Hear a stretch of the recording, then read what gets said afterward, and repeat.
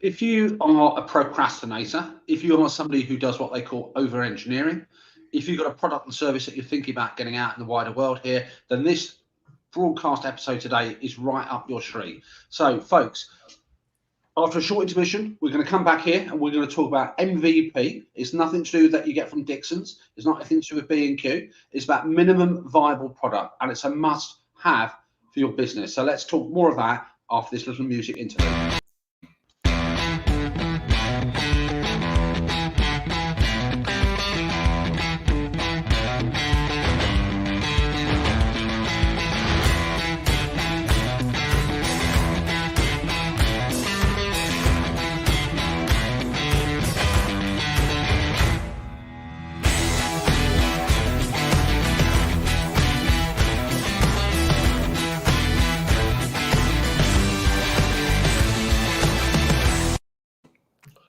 Welcome back, folks. So we're going to have a fantastic time in the next 20 odd minutes here. I'm here with my wonderful friend, business partner, Joe.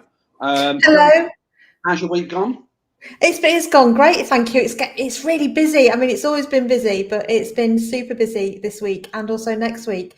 I think we've sort of imposed this deadline on ourselves all over the place, which is, it's Christmas. We need to get everything done before Christmas. And so that's what it feels like, but in a good way, in an exciting way as well. And this is sort of a Christmas jumper. Yeah, this is probably mine. Is not really. You've done better than I have, and Christmas. So I suppose we need to get antlers and Christmas stuff in preparation for the pre-Christmas break. Yeah, so that's our show next week, isn't it? It's the last one before Christmas. So I've got a reindeer sort of antler sparkly thing that I can wear. But all about MVP, and it's really relevant actually in these busy times, I think, because what an MVP is, as Mahmood said in the intro, it stands for minimum viable product. And when you're launching something new, when you're developing something, it could be a bit of tech, it could be a product, a new recipe, a service, anything, a new process, anything at all in your business. And instead of going sort of out for full-blown perfection, an MVP means do the minimum that's viable and use it to test and learn and get some feedback on where you are so that you can iterate, which means you can, do it over and over until you get it right. And it de-risks, it makes things easier, moves things faster, and it helps you go from A to B much faster overall if you do it that way. So that's what we're about today, isn't it, Mahmood? 100%. And I think that the word in the title of product, by the way, is misleading. So software companies, I would probably suggest, heralded the development of MVP as an approach. It has been seen in big industries like car manufacturing. I've seen it a lot happening also in the service-based industries like training, consulting, and all the rest of it. And it's about when we use the word minimum, by the way, it's not the minimum from your perspective. It's about the minimum you can get away with that ticks the boxes for your customers, your target audiences. The concept's great, but I think also it can be implemented very badly and can actually end up being quite costly, and it can be quite time consuming if it's not done correctly. And we're here this afternoon to tell you how to approach it and what the philosophy is all about.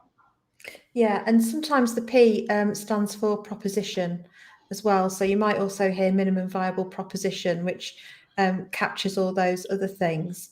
And sometimes people say, well, we can't do the minimum because it's got to be right. If you're so I've got a great friend and colleague on one of the programs that I work on called Richard Hall, who is an innovator at PDM. So we'll tag Richard into this. And he does some amazing product design innovation, and he works with surgeons doing surgical implements. And when you're doing a minimum viable product for a new surgical tool, the standard of minimum needs to be really, really high, doesn't it? So just because it's minimum, people confuse that word with it being not very good, and that isn't the case. Minimum needs to be the lowest that it needs to be, but no lower, right? Because if it's any lower, it's less than minimal, but no higher, because then you're sort of wasting resource and wasting time. And we're talking about when you're developing new things. I think that's quite interesting, because I think when we use the word minimum, is we've got to make sure we put it from the right perspective. We're not talking about from your perspective, we're talking about from your customer's perspective. So if it's a new product, whoever you've defined as the new users, if it's an existing iteration, who are those people that are ultimately going to be buying that thing from you? So it's the minimum from their perspective. Don't substitute your own view of it about whether you, because I think, I don't know if you find it as well, Joe, that many people tend to want not to let go of something until they think it's perfect, but it's that perfection in their own image, not necessarily in the customer's image.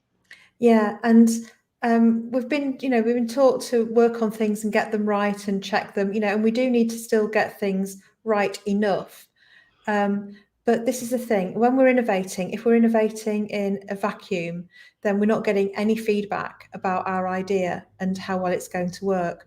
Whereas if we create something and we put it out there, maybe even out to just a few customers or colleagues, employees, suppliers or whatever, then it means we'll get some feedback. People will use it, they'll experience it, and you can get some feedback in terms of how well that's working, and you can use that to build on and go forward. Whereas if we're just crafting something in an ivory tower, trying to get it perfect on our own, that when we go, da-da, then, oh, right, well, it looks very good, but what about this, what about that? And it's not really what I wanted, and the risk is bigger from doing that, from just continually putting smaller iterations out, I think.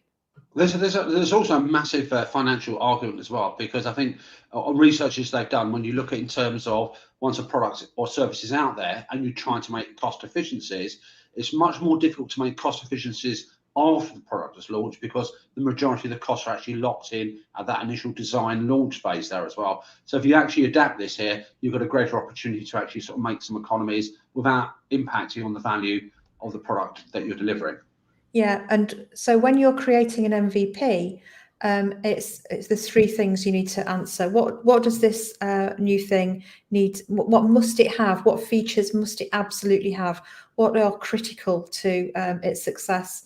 And in it actually solving the problem for the customer. Because don't forget, we're all in business to solve the customer's problem. So, and we've got to solve it in the right way. So, what must it have? What features must it have? Next is what features is it nice for that thing to have, for that innovation to have. It would be nice if it had a few bells and whistles around the edges, but you need to be really clear on the distinction between the must-haves and the nice-to-haves. And then the third category are things that it must avoid. So it might be that it must avoid being clunky, or it must avoid using too much data, or whatever it is. And by sort of really separating out what it must have, what it's nice to have, and what it needs to avoid, then you'll get some clarity around what that MVP needs to feature. And you can include some of the nice to haves if you want, but I would suggest build it with the must haves first, and then when you've done that, test it and then add in some of the nice to haves and see what difference that makes to the customer. Does it elevate the new product or service or idea as much as you hoped it would, and as much as you thought it would, and get some feedback on that. This is all about getting feedback, and it doesn't have to be to the world. As I've said, you can use it in a small group of people to do this, and it's so valuable, so valuable. I think this whole idea about what it must have, remember, you've got to start that dialogue at a very, very early stage here. So remember, it's not about what you think your customer needs. It's not about what you think should be in there. It's about talking to that customer. I've seen it a lot, certainly over the last 3 or 4 years here, when people come to, for example, design courses here. The old traditional model used to be you put a course together, you come up with so many modules in that course, whatever it's based on, you then release that course with X number of modules in there, and then hopefully everyone's going to sign up for it. What a lot more people are doing now is to probably write one module or one of the components of it, get it out there, invite users in, whatever that target number of users would actually be, to give them good feedback. It could be 100, it could be 200, to get that feedback, to take the most critical feedback that's useful for what they're trying to do, and then develop the next module, the next module, the next module. And I'm just thinking, actually, I don't know if you've ever seen those old black and white films, Joe, with cars as they were in the early 20th century. So if you look at a model of a car then and what it is like now, that to me is like an MVP that's spread over a period of time. That first model car that came out, you had people who used it, you had and its functionality is nowhere the same as it is, but it's a car that gets people from A to B. So that sort of similar evolution of a product like a car, I think applies also to products and services under an MVP program. Yeah, and you have to excuse me because the sun's moved round, so it was fine when we started, and it's moved. It's because you're getting sunshine. It's moved. Yes, I am getting some vitamin D. And this is the thing, really. It's with an MVP. We've got to think that we're always in beta anyway with our new products and with our products and services. We should always be thinking about how can we move them on, and are they still relevant? Are they still performing in the way that we want them to? And how are they faring against the competition? So, and it's always about progress, and we can't stand still in business. And I think it's about really thinking as well, which things, which direction do we want our MVP to go in? What are we trying to achieve with this innovation? And be super clear as well about the target market, who we're looking to buy this and what this will add to the business should we do it. So, the MVP sits in a whole bigger strategy around innovation and growth and where you're aiming to go. So it's a really important area, and to try and turn around that MVP quite quickly and get it out there. It's there's a great book if people are interested called The Lean Startup by Eric Ries, which is definitely worth the read if you've got some new things. It just really helps change that mindset. But it's interesting you say about the time frame, and when I was prepping for this today and on books that I've read before, they say typically you've got an MVP properly if you can turn around the first iteration within about 2 to 3 months. Obviously, a lot depends on what it is, but if it's taking more than 2 or 3 months to get that first phase out there, then you haven't really got an MVP in your hand, and you're probably over-engineering it, putting too many features in there. Your team's probably too bloated. I suppose you don't actually need more people. So you've got to have a time frame. And I think there's also other things are like not having a proper marketing and product strategy that backs it up as well. Yeah, again, it's knowing what you want and how this is fitting into the overall thing. I think, but just getting your idea out and then making sure when you're doing your MVP, you've got a way of capturing the feedback of getting that feedback in terms of what it feels like to use. Would customers buy it? How much would they pay for it? What they're going to use it for? What things they'd like adding, taking away, and all of that. If you're going to launch an MVP, you need to think before you do it and as you're doing it, how you're going to get the information and the data to get the learning that you need from doing the MVP in the first place. And I think sometimes people are so keen to get the thing out, they don't think about, well, how we're going to learn and really maximize the learning from this, so that you can go again and keep building it. No, I know you're a big fan of Bill Gates here, and I'm not necessarily not myself. And I always like to think as a big reference point, Bill Gates and Microsoft is a classic example of the MVP approach. And it's like designing an aircraft with only one half of an engine working, but at least it flies, and then fix as you go along. Okay, that might be a bit dramatic overview, but I think that's typically sort of symbolising for me what MVP is all about. Yeah, and we see it a lot with tech, apps, software. And there's nothing, why not? Because actually the solution usually, if you've done the work up front before you start the MVP, if you've got a good value proposition created, and a value proposition, my definition of that is the compelling set of promises that you make that influence people to come and buy the things from you, rather than buy them from anybody else or even buy them in the first place. So you need a clear value proposition.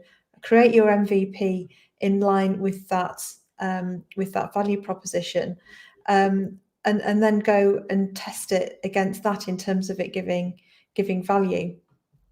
Well, what do you think then, Joe, in terms of the grounds that obviously not all feedback is the same, so it's not a question of pandering to every element of feedback. So you're going to have some degree of way to prioritise the feedback and fit it back to what you're trying to solve, the problems and all the rest of it. What's your thoughts about how people can go about sort of gathering and sort of gathering users and gathering feedback and gathering an audience and understanding about, Yeah. Well, as I say, hopefully your MVP will add value. So you've got a value proposition for it, and that means that the people testing it and using it will be getting some benefit from it, even if it's less than perfect quite yet. And I think that's the thing to do, is make it useful for people, make it solve a problem early on, and then they'll want to use it. and in their use will come better informed feedback. So, and if they don't use it, then you'll also learn why they're not using it, and it's not as useful as you first thought it was. So there's learning in either direction. But you can, there are things like you can use social media. LinkedIn is great, depending where your target audience is. Facebook might be better, or even TikTok. It really depends on who you're aiming to reach, and promote it there. You can do special. I suppose you've got your own client data. You've got your own clients. Yeah. You've got your own mailing list. You've got ways to talk to people. Yeah, and it depends on your strategy, because if your MVP is designed to get you into another target audience, because sometimes people want to pivot and they're saying, actually, I'm in the red ocean here. I'm in a market where people don't want to pay very much, where it's commoditized, and I want to create something that has more added value and pivot over here. Then sometimes you've got to find new people. So I think it's good to test it with people who have never worked with you in your business before, never bought from you, and from your existing clients as well, because you want to sell it to new clients as well as existing ones, I would assume. Yeah, I suppose that's the classic, isn't it? Depending on what you want to do, where you want to sell it to, a new client base, new products, and all the rest of it. So in terms of, just for folks, by the way, we forgot to mention in the enthusiasm of talking about MVP, me and Joe, by the way, are big fans of MVP, and obviously that's one of the reasons we're talking about it. I use it in my own business. I know Joe uses it in her own business as well. I have to say, confess that if I go back 20, 25 years here, I wouldn't necessarily have been using an MVP approach, and I tended to over-engineer, and I tended to invest a lot of time, energy, and money in producing something, and then it would not necessarily get off the ground for whatever reason. So I'm not investing enough time and energy to move it forward. So over the last decade or two, I'm moving much more into that direction. So if you've got comments to make, if you've actually launching something or developing something, share some comments. I think it's a hashtag replay is a magic phrase that we have to put in so we can pick up people's comments. Yeah, I think so. And so we'd love to hear from you. And the great thing about MVP, for people, if you've got a short attention span, if you're impatient, if you're super entrepreneurial, the amazing thing about an MVP means you just keep moving. You're always making progress. You can see that constant trajectory forward. Whereas if you get bored easily, then doing the sort of the long drawn out, behind closed doors, ultra secret development process, and then going the big reveal after months and months and months of work, that's going to bore you. So the lovely thing about an MVP is it's always interesting, because you're always building something, and then you're building the next thing, and then the next and the next, and it's getting better all the time. So absolutely. And I think financially, I think it's a wonderful model, because it means that you spread the risk over a period of time. You may launch something where you think it's perfect. You haven't done enough market research on it. You haven't just said if there's actually a need. You're not marketing it correctly. You're saying it to the wrong client base, whatever.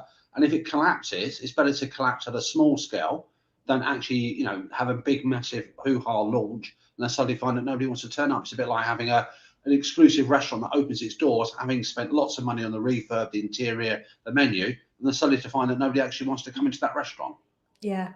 And it means you need less cash up front as well. You can, depending on what it is and what you're doing, sometimes by doing it this way, you can fund it from revenue and from the business itself, rather than necessarily have to borrow and look outside for additional funding. Sometimes, not always, but that can be a benefit as well. Absolutely, yeah. I think it's great on the risk. So what do you think the things that you would share then? So on the grounds that lots of people, what I call over-engineer, they try and put too much here. They're probably looking at the thing from their own vision of perfection. What's some of the things that we can advise people to how to minimize that over-engineering aspect? So to minimize over-engineering, go back to that list, make that list of must-have, nice-to-have, and avoid, and make sure everything isn't in the must-have list. If you have a long must-have list, prioritize it. Say, what is at the top and has absolutely got to be in there, and what would be the least important, and then focus on actually just doing the top, including the top 3, 4, 5 things maximum in the MVP. So do some prioritization and be quite ruthless and disciplined with yourself around that, because otherwise you just get scope creep. and nothing happens, and you go round and round and round, and you confuse yourself a lot more as well. So keep it a really clean, know why you're doing it, and focus on that, and don't get carried away by glittery things over here, there and everywhere. You have got to be disciplined as an entrepreneur and be focused on what it is you want to achieve, and not get, drawn sideways by things that just aren't overall going to add value or move you forward. 100%. Yeah.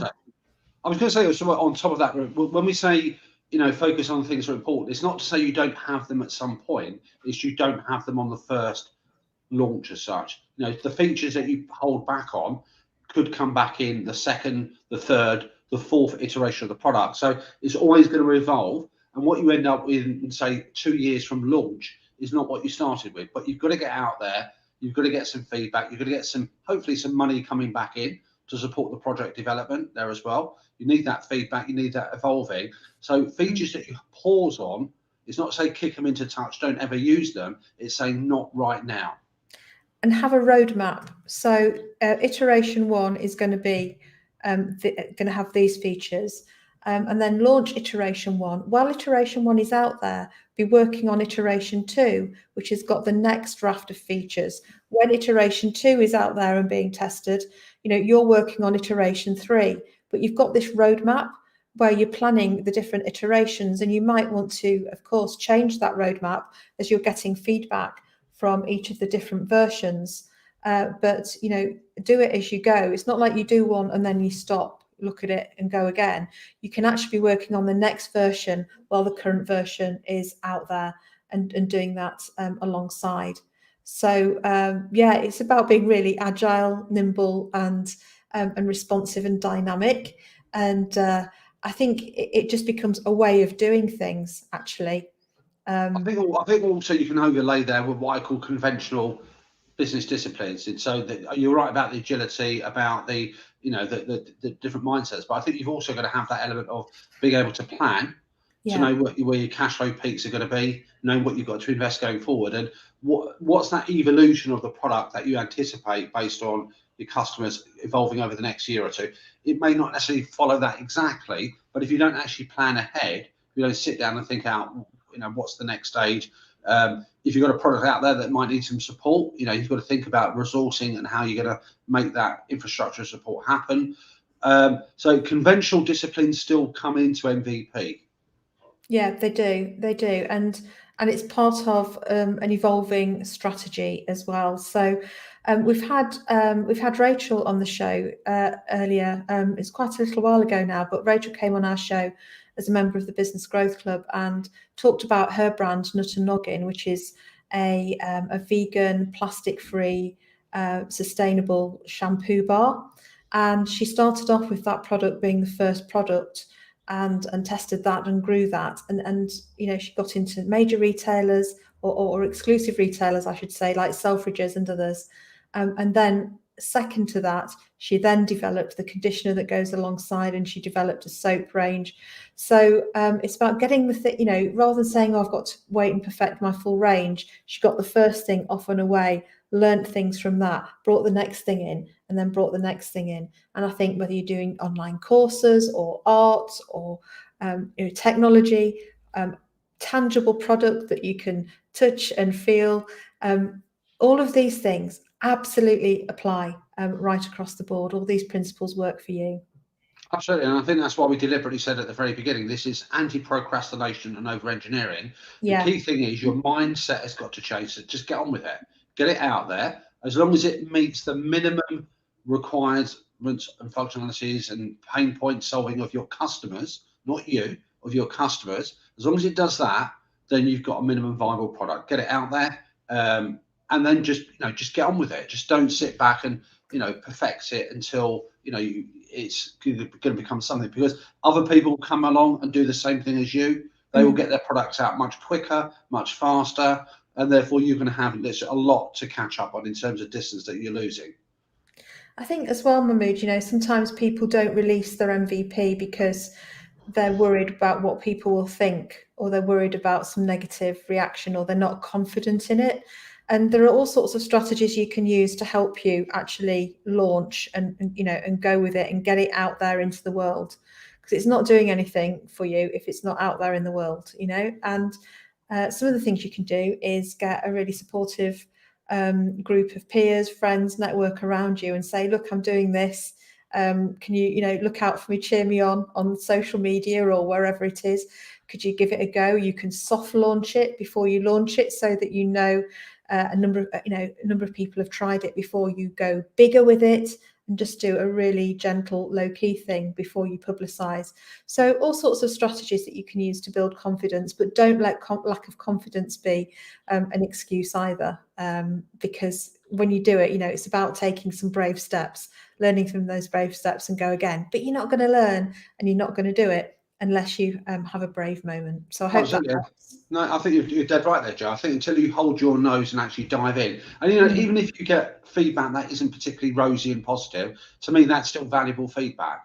Unless somebody's been particularly unkind deliberately, even negative feedback or something that says this doesn't do X, that is still valuable. So the reality of the marketplace, the reality of somebody saying, this is for me, let me buy it, let me look at it, let me try it, let me feel it, let me see what it looks like, and these are my thoughts with you, that's worth so much more than an academic exercise. I don't know if you've come across it before. I've also seen people wary of launching something at a minimum level because they're scared that somebody's going to steal the idea and run away with it. I mean, my own thoughts are that, ultimately ideas are wonderful, but ultimately they in themselves are not the things to actually generate value.